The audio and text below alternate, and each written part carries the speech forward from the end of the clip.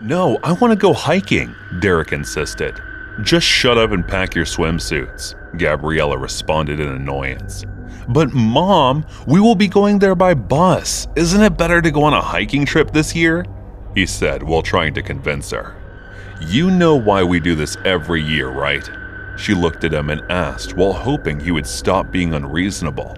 "Why should we do this? It's the dad who killed her," Derek mumbled in a frustrated tone, which Gabriella and me both heard. "Derek, if you cannot go with us, then you won't go anywhere. Go to your room right now," she scolded while smacking him on his back, and he stomped upstairs in response. "Don't be harsh on him, honey. I think I'll go there by myself this year," I said with a defeated tone, who was watching the entire time. "No, you know we'll be together to support you, no matter what, right?" She came closer and wrapped her arms around my neck while saying this. I nodded. Around 8 years ago, I used to live in an old house that my grandma left for me near the beach.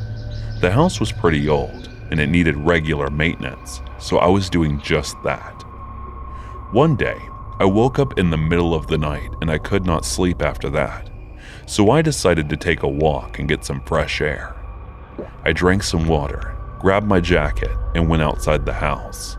As I was walking, I went near the beach.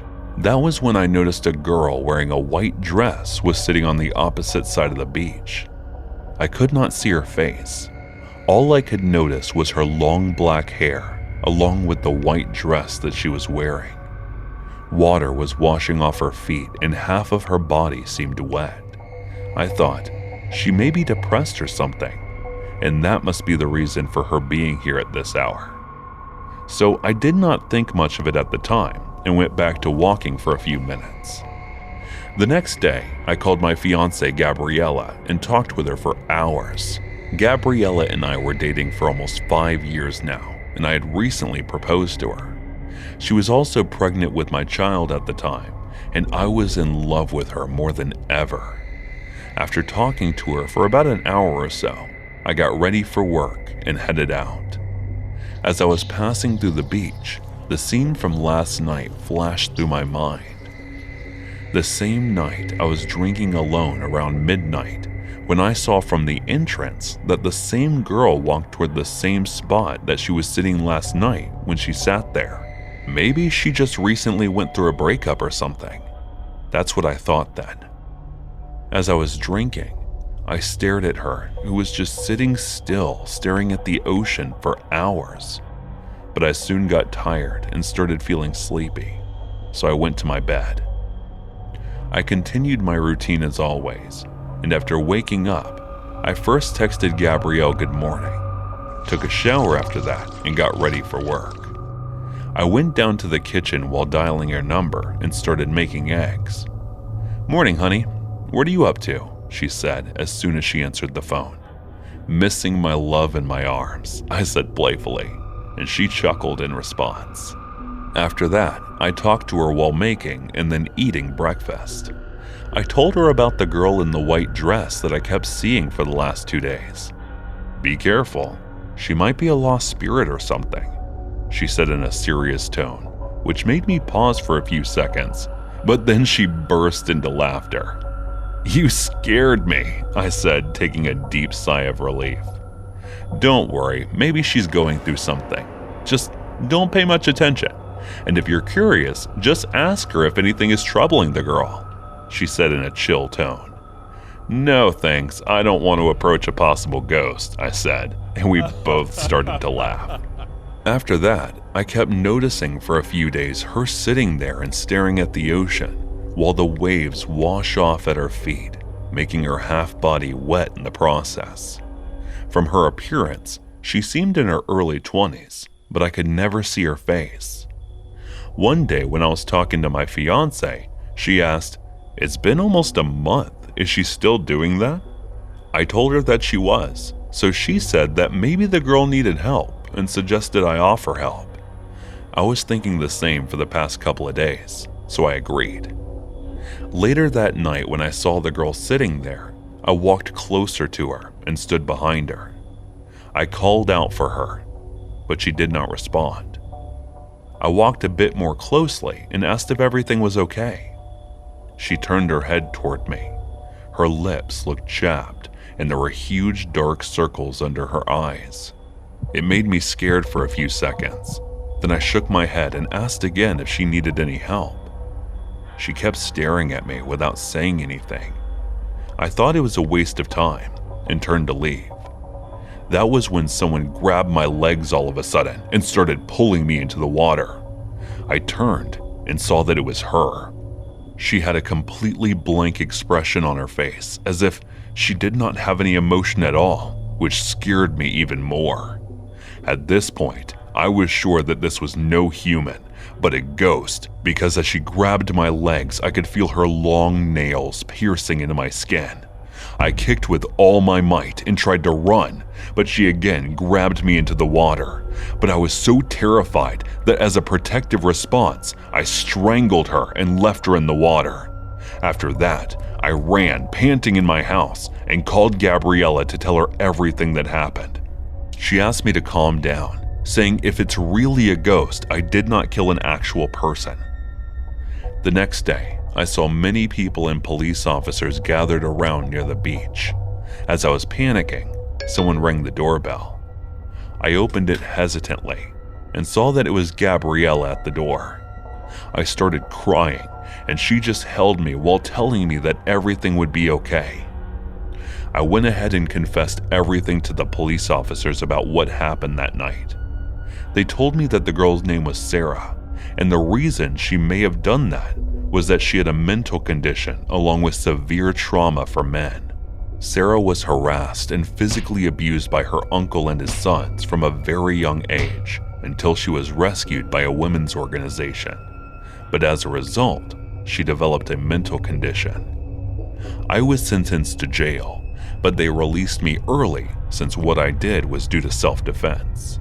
I was released from prison 2 years ago, and ever since then, I went to the beach every year to put flowers on the grave of the person I killed. "How about we go hiking next week?" I entered Derek's room and said. His face lit up, but then suddenly, he looked at me with an apologetic reaction. "Sorry, Dad, for saying rude things earlier." I smiled and hugged him. After that, we took our stuff and headed out. I kissed her while looking at her with extreme love in my eyes. As we were heading to the beach, I was thinking that I was thankful to Gabriella for waiting for me and always standing beside me. Hey guys, thanks so much for all the support. If you haven't subscribed to the channel yet, please feel free to do so. My friend and I had passed this house many times and not really given much thought, until the day we decided to have a closer look. The house was pretty big and it had 3 floors. All of the windows were missing and it looked like it had been on fire at least twice. It had a stone wall surrounding the property, which we had no difficulty in climbing, navigating through the overgrown garden on the other side of the wall. We eventually reached the front door of the house. There was a small gap in the boards that were covered so that we could crawl inside one's end. We had to use the light on our phone to see, but we found the downstairs to be completely empty with no furniture. After exploring the downstairs and basement area of the house and finding nothing interesting, we headed for the stairs, reaching the top. We were faced with 4 doors, each locked with not 1, not 2, but 3 sliding old locks on the outside of each door. That's weird. Why would these doors need to be locked so securely from the outside? We thought as we started unlocking one of them. Inside the room was an old metal bed, which looked like something out of a hospital. An armchair, a wardrobe. The other 3 rooms contained this similar setup.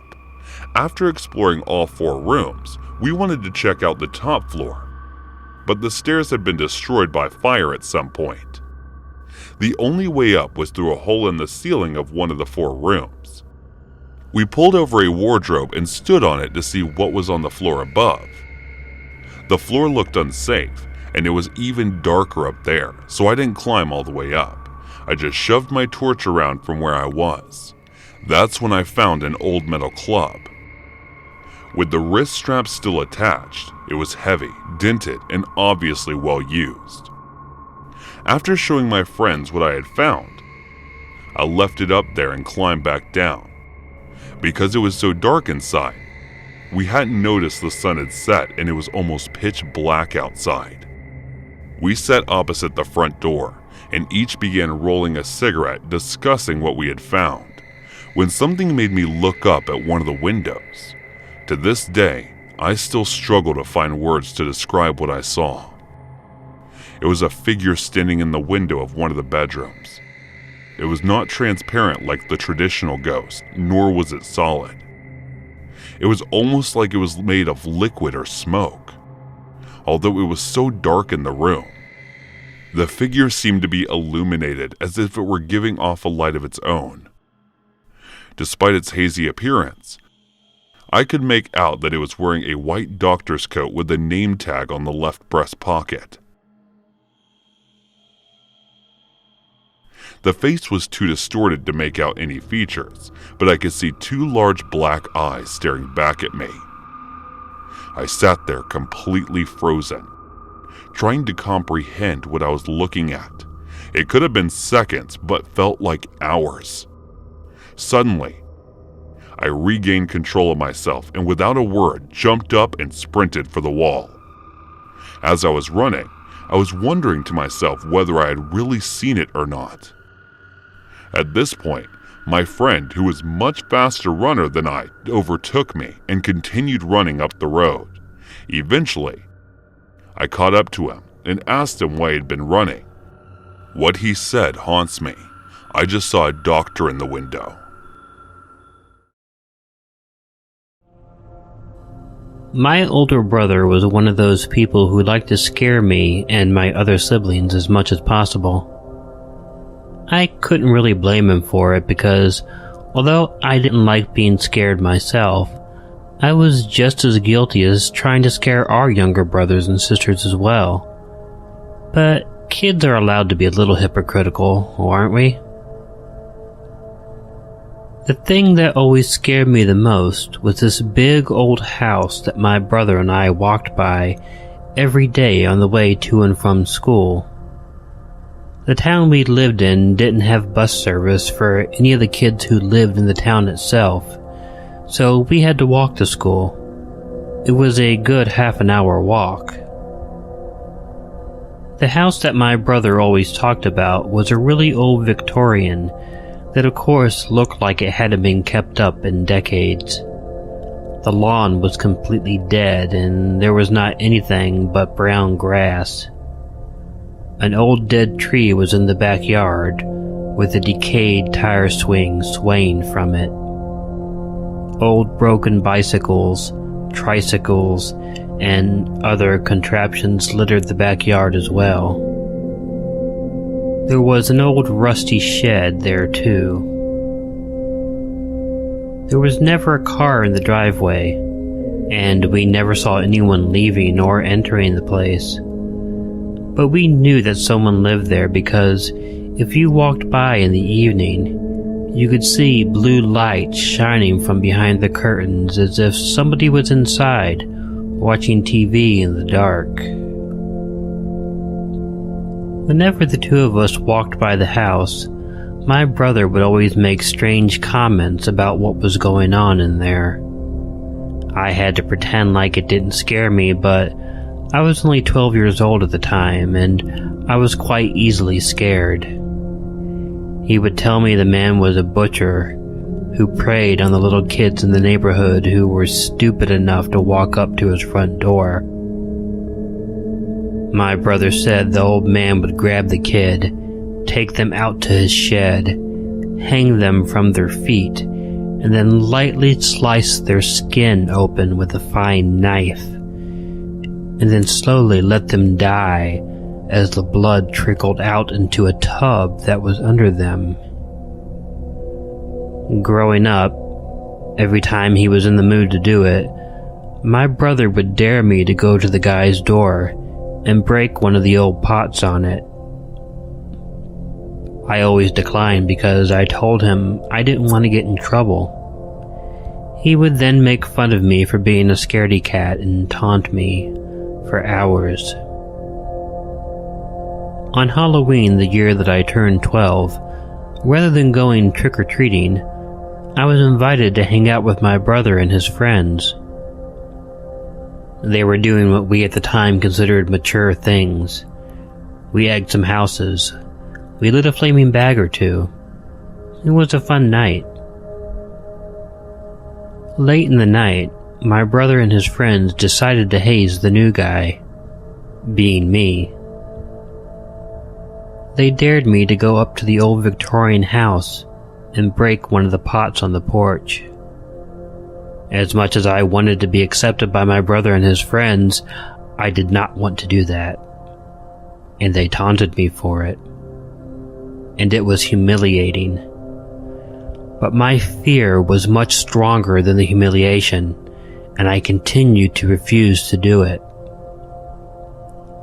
When the taunting got really bad, I angrily blurted out to my brother, "Well, if you're so brave, why don't you go do it?"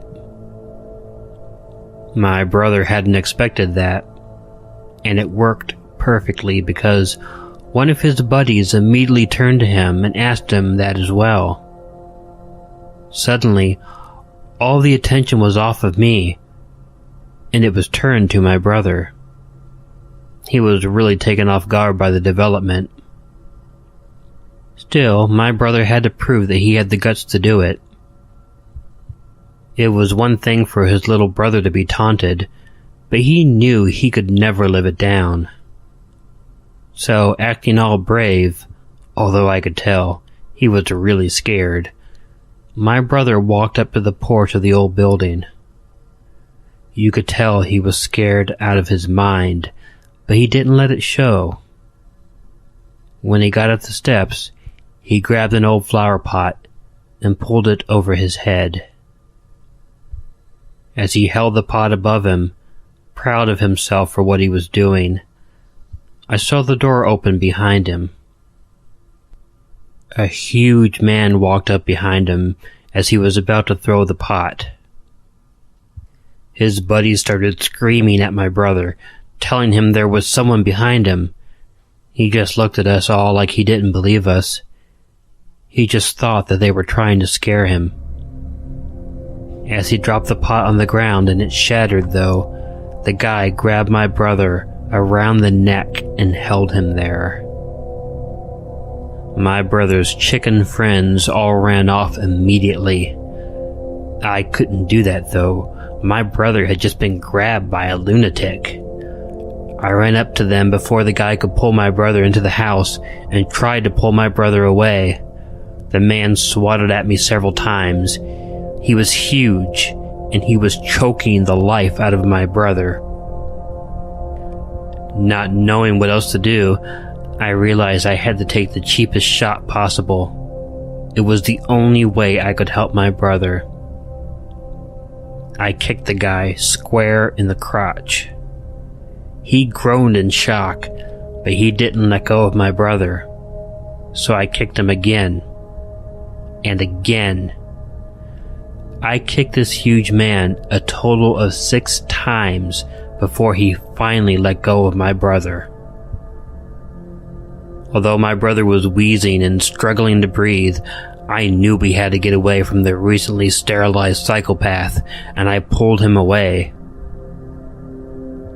It was difficult, but we were able to get out of his yard and down the street before he was able to do anything. Our parents called the police, but get this, they wouldn't do anything about it. My brother was not only trespassing, but he vandalized the guy's porch.